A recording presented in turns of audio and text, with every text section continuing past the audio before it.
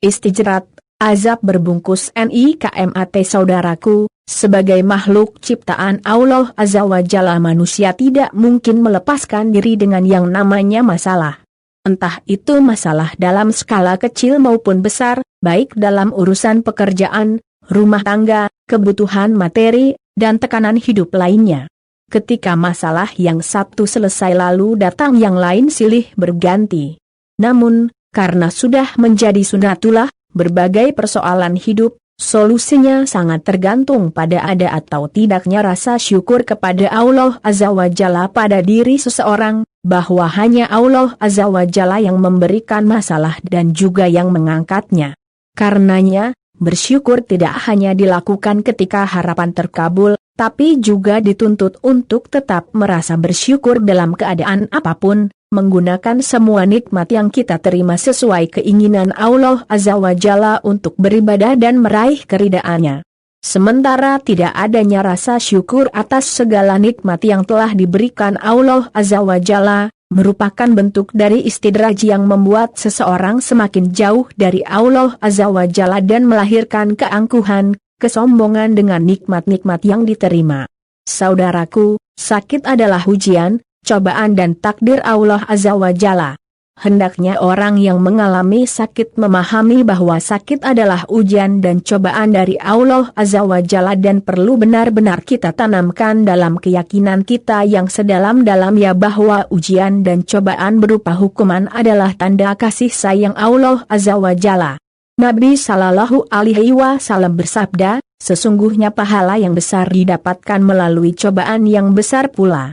Apabila Allah mencintai seseorang, maka Allah akan memberikan cobaan kepadanya, barang siapa yang ridho, menerimanya, maka Allah akan meridainya dan barang siapa yang murka, menerimanya, maka Allah murka kepadanya. Dan Rasulullah Shallallahu Alaihi Wasallam bersabda, apabila Allah menginginkan kebaikan bagi seseorang hamba, maka Allah menyegerakan siksaan baginya di dunia. Saudaraku, mari kita renungkan hadits ini, apakah kita tidak ingin Allah Azza wa Jalla menghendaki kebaikan kepada kita? Allah Azza wa Jalla menyegerakan hukuman kita di dunia dan Allah Azza wa Jalla tidak menghukum kita lagi di akhirat yang tentunya hukuman di akhirat lebih dahsyat dan berlipat-lipat ganda.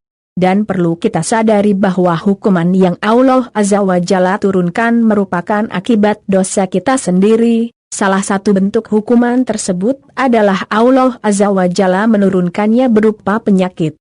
Allah Azza wa Jalla berfirman, dan sungguh akan kami berikan cobaan kepadamu, dengan sedikit ketakutan, kelaparan, kekurangan harta, jiwa dan buah-buahan. Dan berikanlah berita gembira kepada orang-orang yang sabar, yaitu, orang-orang yang apabila ditimpa musibah, mereka mengucapkan, Inna lillahi wa inna ilaihi raji'un. Mereka itulah yang mendapatkan keberkahan yang sempurna dan rahmat dari Rabb-Nya, dan mereka itulah orang-orang yang mendapat petunjuk. Saudaraku, semua bentuk ujian merupakan takdir Allah Azza wa Jalla yang wajib diterima dengan keikhlasan dan kesabaran. Alhamdulillah jika mampu diterima dengan ridha bahkan rasa syukur. Setiap manusia pasti mempunyai ujian masing-masing. Tidak ada manusia yang tidak pernah tidak mendapat ujian dengan mengalami kesusahan dan kesedihan.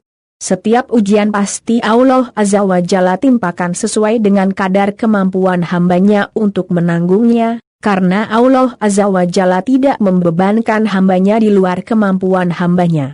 Saudaraku, orang yang mengalami sakit juga selayaknya semakin bergembira dan bersyukur, karena kesusahan, kesedihan dan rasa sakit karena penyakit yang ia rasakan akan menghapus dosa-dosanya. Nabi Shallallahu Alaihi Wasallam bersabda, setiap muslim yang terkena musibah penyakit atau yang lainnya, pasti akan hapuskan kesalahannya, sebagaimana pohon menggugurkan daun-daunnya, dan Rasulullah Shallallahu Alaihi Wasallam bersabda, tidaklah seorang muslim tertusuk duri atau sesuatu hal yang lebih berat dari itu melainkan diangkat derajatnya dan dihapuskan dosanya karenanya. Saudaraku, bersyukurlah, bagaimana tidak, hanya karena sakit tertusuk duri saja dosa kita terhapus. Sakitnya tertusuk duri tidak sebanding dengan sakit karena penyakit yang kita rasakan sekarang. Saudaraku, sudah sepatutnya kita sebagai seorang hamba terus menambah kesyukuran kepada Allah Azza wa Jalla atas segala nikmatnya yang tiada tara. Nikmat kehidupan ini, nikmat kesehatan, nikmat harta, keluarga atau segudang nikmat kesenangan hidup yang telah Allah Azza wa Jalla anugerahkan kepada kita. Karena kalau tidak, itulah kita sudah terkena penyakit istidraj, yaitu nikmat yang menjauhkan kita dari Allah Azza wa Jalla. Istidraj itu hakikatnya lupa pada nikmat Allah Azza wa Jalla, nikmat menjadikan seseorang menjadi sombong, lalai dalam ketaatan beribadah, kerap berbuat dosa dan gemar bermaksiat. Dengan segala nikmat yang terus diterima, apa yang dilarang Allah Azza wa Jalla justru itu yang dikerjakan dan yang disuruh Allah Azza wa Jalla justru itu yang sering ditinggalkan. Jika demikian adanya, maka nikmat itu akan menjadi istidraj, yaitu azab Allah Azza wa Jalla yang ditangguhkan sampai tiba saatnya nanti akan dibalas Allah Azza wa Jalla, baik ketika masih berada di dunia lebih-lebih di akhirat kelak. Hal ini sesuai dengan penegasan Al-Quran dalam surat Ali Imran ayat 178 yang artinya, dan janganlah sekali-kali orang-orang kafir menyangka bahwa pemberian tangguh kami kepada mereka adalah lebih baik bagi mereka. Sesungguhnya kami memberi tangguh kepada mereka hanyalah supaya bertambah-tambah dosa mereka, dan bagi mereka azab yang menghinakan. Mungkin dari kita banyak yang bertanya padahal dia adalah seorang yang banyak dosa, gemar bermaksiat, malas ibadah dan ingkar pada Allah Azza wa Jalla, tetapi kok bisa ya kaya dan sukses terus? Jangan heran dulu, karena mungkin saja semua karunia yang ia terima adalah istidraj dari Allah Azza wa Jalla. Meskipun derajatnya terus naik dari satu tingkatan ke tingkatan selanjutnya semakin terpadang di mata manusia, itu adalah istidraj dari Allah Azza wa Jalla kepada hamba sebagai hukuman yang diberikan sedikit demi sedikit dan tidak diberikan langsung. Allah Azza wa Jalla membiarkan orang ini dan tidak disegerakan azabnya. Sebagaimana ditegaskan dalam surat Al-An'am ayat 44 yang artinya, maka tatkala mereka melupakan peringatan yang telah diberikan kepada mereka, kami pun membukakan semua pintu kesenangan untuk mereka, sehingga apabila mereka bergembira dengan apa yang telah diberikan kepada mereka, kami siksa mereka dengan sekonyong-konyong, maka ketika itu mereka terdiam berputus asa, maka berhati-hatilah kita. Apabila kita melihat Allah memberikan kenikmatan dunia kepada seorang hamba, sementara dia masih bergelimang dengan maksiat, maka itu hakikatnya adalah istidraj dari Allah Azza wa Jalla. Sederhananya, jika melihat orang yang secara agama ibadahnya buruk, sementara maksiat kepada Allah Azza wa Jalla dan manusia jalan terus, lalu rezekinya Allah Azza wa Jalla berikan sangat melimpah, kesenangan hidup begitu mudah ia dapatkan, tidak pernah sakit dan jarang tertimpa musibah, panjang umur, bahkan Allah Azza wa Jalla memberikan kekuatan pada fisiknya. Maka, waspadalah sebab bisa jadi itu adalah istidraj baginya dan bukan kemuliaan. Saudaraku, ada beberapa ciri seseorang telah tertimpa istidraj, yaitu antara lain ibadahnya semakin lama semakin menurun, tapi nikmat terus bertambah. Semakin sedikit ibadah tapi malah semakin tambah merasakan nikmat karunia-Nya. Saudaraku, berhati-hatilah ketika kita melakukan kemaksiatan tapi kesuksesan hidup justru semakin melimpah. Ali bin Abi Thalib berkata, "Hai anak Adam, ingat dan waspadalah bila kau lihat Tuhanmu terus-menerus melimpahkan nikmat atas dirimu sementara engkau terus-menerus melakukan maksiat kepadanya." Saudaraku, berhati-hatilah ketika kita semakin banyak dan melimpah hartanya tapi semakin kikir.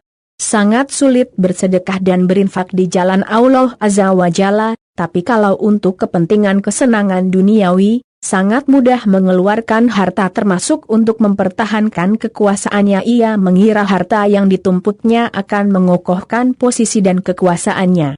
Saudaraku, demikian halnya jika kita jarang mengalami sakit.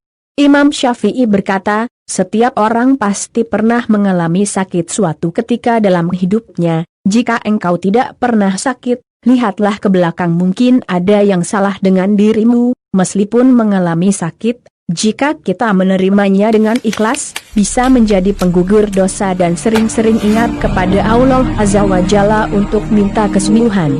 Saudaraku, agar terhindar dari istidrajat, maka gunakan nikmat sesuai keinginan Allah Azza wa Jalla sebagai tanda syukur. Gunakan harta yang sesuai yang disukai Allah Azza wa Jalla dengan infak di jalannya. Hendaklah kita takut jika selalu mendapat nikmat Allah Azza wa Jalla, sementara kita tetap dalam perbuatan maksiat kepadanya. Jangan sampai nikmat menjadi tabungan dosa. Yang harus kita ingat adalah kita bisa berbuat apa saja sekehendak kita, apakah itu baik dan jahat, syukur atau ingkar, maksiat atau taat, tapi ingatlah semuanya itu akan diberikan balasan oleh Allah Azza wa Jalla dengan ganjaran yang setimpal. Semoga Allah Azza wa Jalla mengaruniakan hidayahnya kepada kita, sehingga kita tetap istiqamah senantiasa ikhlas dan bersyukur atas segala nikmat karunia-Nya, terhindar dari istijrat untuk meraih ridha-Nya. Amin ya Rabb, wallahu a'lam bishawab.